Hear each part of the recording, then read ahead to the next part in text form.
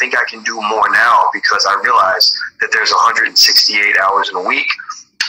That means that, you know, if I sleep 56 hours a week, if I sleep a full night, I still have 112 hours left to do all the things that I want to do. That's a lot of time, right? So then I was like, okay, well, what if I'm in class for 15 hours a week? Well, 112 minus 15, that's 97.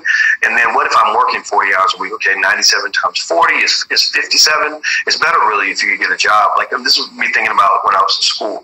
I was like, well, you know, but it would be easier if I found a job that lets me study while I work. Even if it's for less pay, right? Because I'm getting 2 for 1. So that's what I look for. I look for a job that let me study while I was working. But even if I had a job, like when I worked at Arby's, I said, okay, if I take 97 minus 40, I still have 57 hours left. 57 hours to do whatever I want. So let's say that I decide I want to party a little bit. Let's say I party 12 hours a week, right?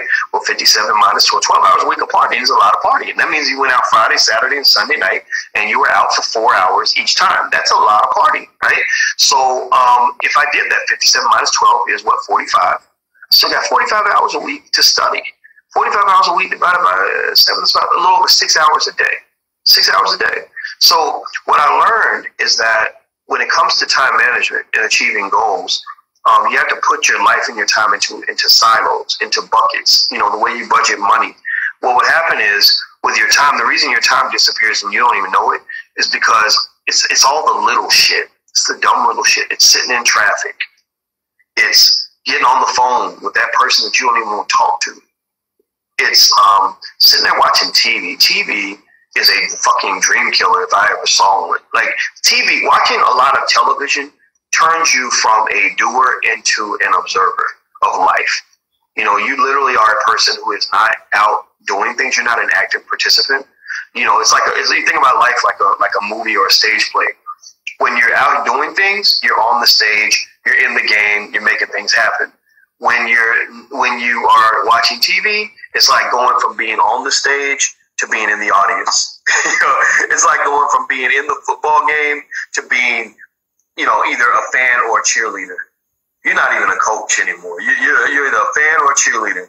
And so TV, if you really want to ruin your life and waste your time and amount to nothing, I want you to just say to yourself, I'm going to watch as much TV as possible. I need to be on top of it. All my favorite shows.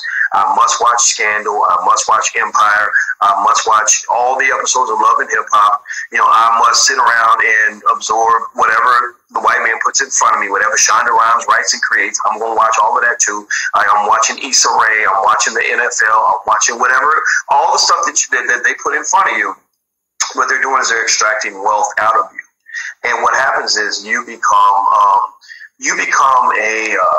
fuel. You become a fuel for their economic power. You become fuel, almost like how, you know, like literally the fuel that we put in the car, the gasoline we put in the car comes from oil. What does oil come from? Oil is nothing but, you know, if I'm not mistaken, fossil fuels. It's the fossils of previously living organisms. So those dead organisms are the fuel for the car that you drive every day, right? So the only difference with you is you ain't even dead. You're a living organism.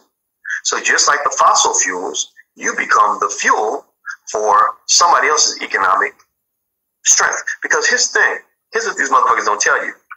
They do what Ice Cube used to say. I remember that song Dope Man where he said, don't get high on your own supply.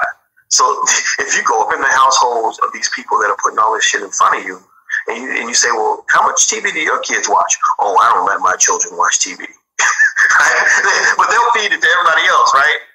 You know, or how much? What do your kids do when they come home? So, we do homework, and I want them focused on something other than TV because that's a waste of time. Michelle Obama, when she talked about how she raised Sasha and Malia, she said, no, we don't.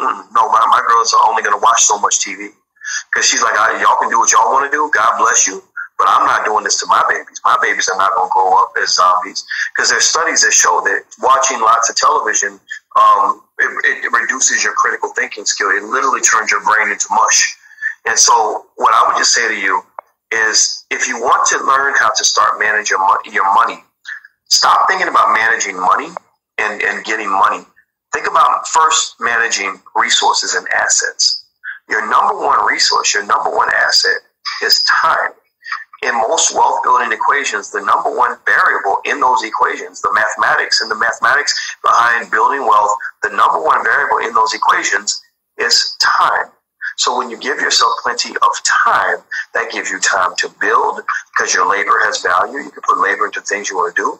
That gives you time to let your money grow. That's how people build millions of dollars in wealth. They don't do it overnight. Just time. It's just the same repetitive effort. It's an accumulation process, just like snow. You can't have 20 feet of snow in 30 seconds, but you let time pass, then all those snowflakes pile up. And next thing you know, you got 3-4 feet of snow and all throughout the